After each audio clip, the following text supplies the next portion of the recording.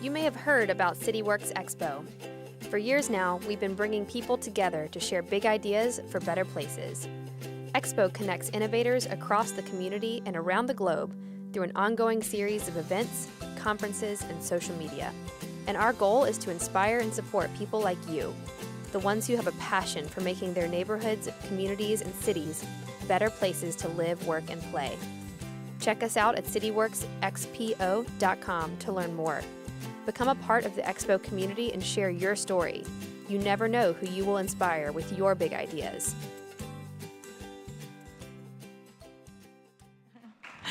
My name is Rachel Hopkins, and I work across the street at Center in the Square.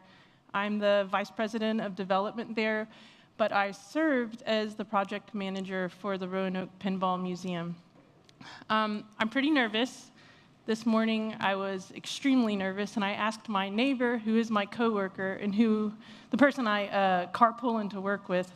Pretty much all of Center lives in Grandin, and we all carpool together, to come down and to calm my nerves, because he's a calming person. So he walks in, and he goes, "Man, you're worked up over this." And I said, "Yeah, I am." And he goes, "You've got it in the bag." "Why?" "Well, because, you got that weird way you talk. And the weird way you move." And I was doing the dishes as he said this, thinking, oh, another thing to deal with today. Hopefully this one works. Okay, so I'm really excited to be here in this room of placemakers. I think it's the only time I'm in a room of people who don't tell me to slow down. A lot of people in my family tell me, slow down. Some of my close friends tell me to slow down. But when Ed and Amy invite me to something, I think we're all, there's a common thread that runs through a lot of people in this room, the majority of us, that we feel a great sense of urgency to do all we can to create a community. And that's why I fell in love with Roanoke. I've witnessed that when a person decides to engage in placemaking, they do so passionately. They pull from the elements of their past that inspired them up until that moment. And it's not always easy to identify or distinctly pin down those moments, places, people in our lives that are always there, moving with us throughout the day, right below the surface. But perhaps it's more scary to be honest and vulnerable about such instances. And people may get to know who you really are. During the months leading up to the opening of the museum, as tired as my hands were and my feet were and my brain was from doing logistics and around-the-clock problem solving, I was excited. Every night, I would get in bed and think, I'm just gonna knock right off, and I didn't. I was restless with excitement. I would think about the people during that day who just were so generous with their time. I would think about, just the community that came up with this project.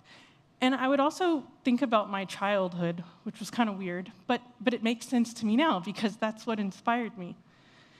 I was born in, okay, hold on.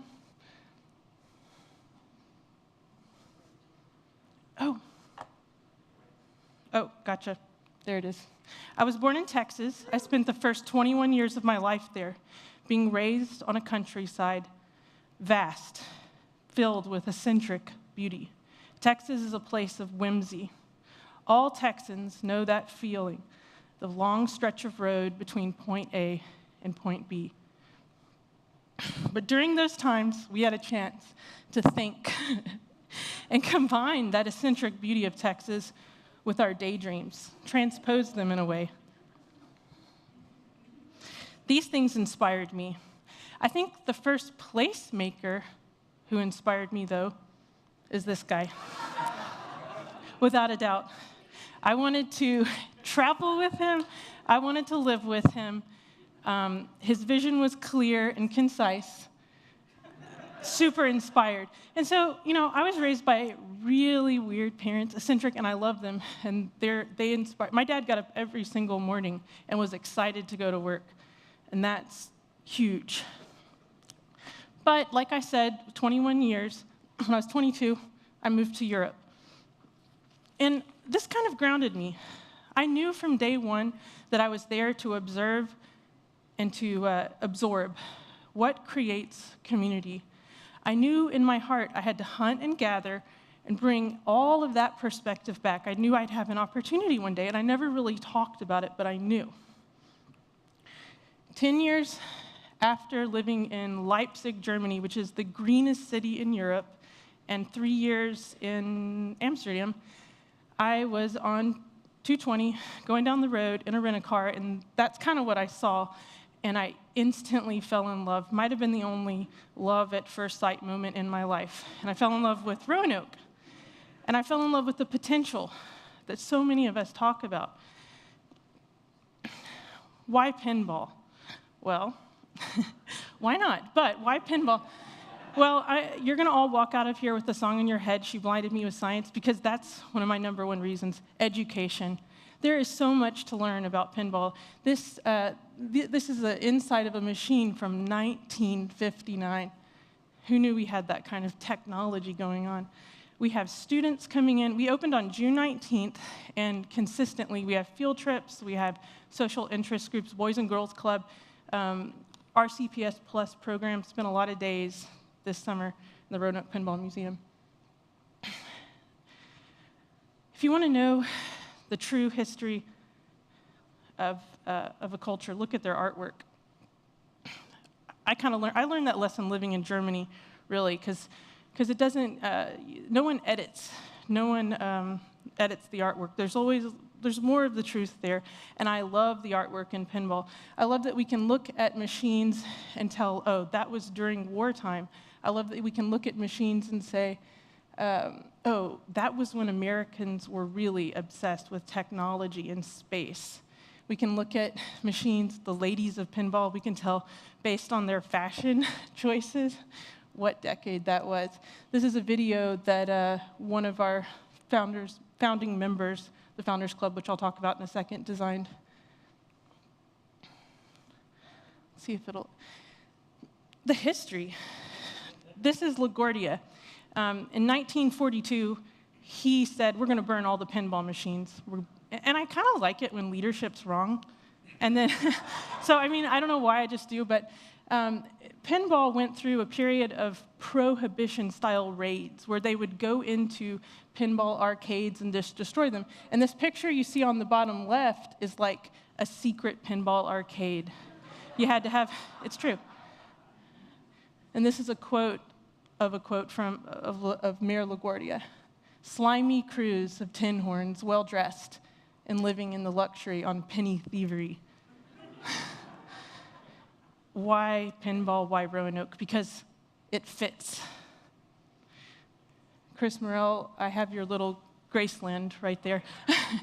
and you know what? I could have put so much more on here. I should have put the Grandin Theater. I should have put, well, all of Grandin Village, Pop's Ice Cream. It fits.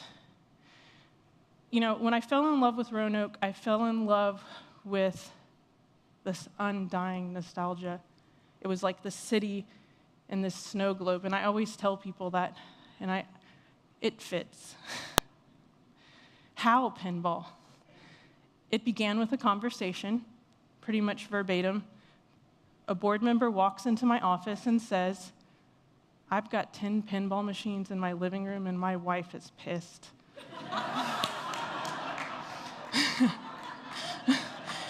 That's pretty much how it began.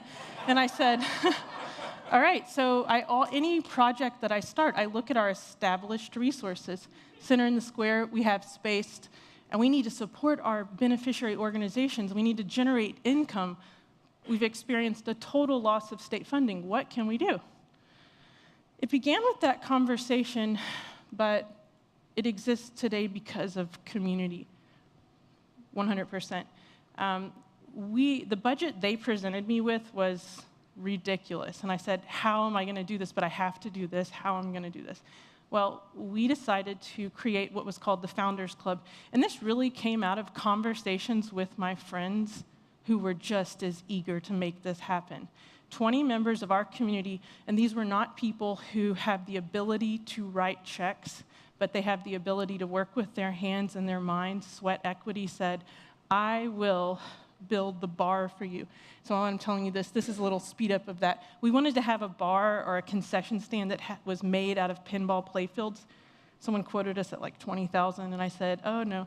And my friend said, I'm gonna build that for you. The murals that you see on the wall, the machines, people calling us up, John Shoup, manager of Downtown Co-op, my dad has a Kings and Queens machine. My parents, it was just this thing with both of them, and they haven't played it for 20 years. If you could bring it back to life, we'll donate it to the museum.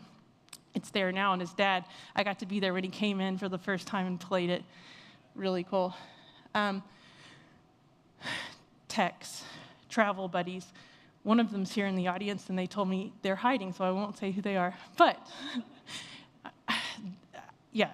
Crazy. I mean, when we value our service of what it takes to put this together and keep it going, I think we're well over $75,000 in in-kind service from our community.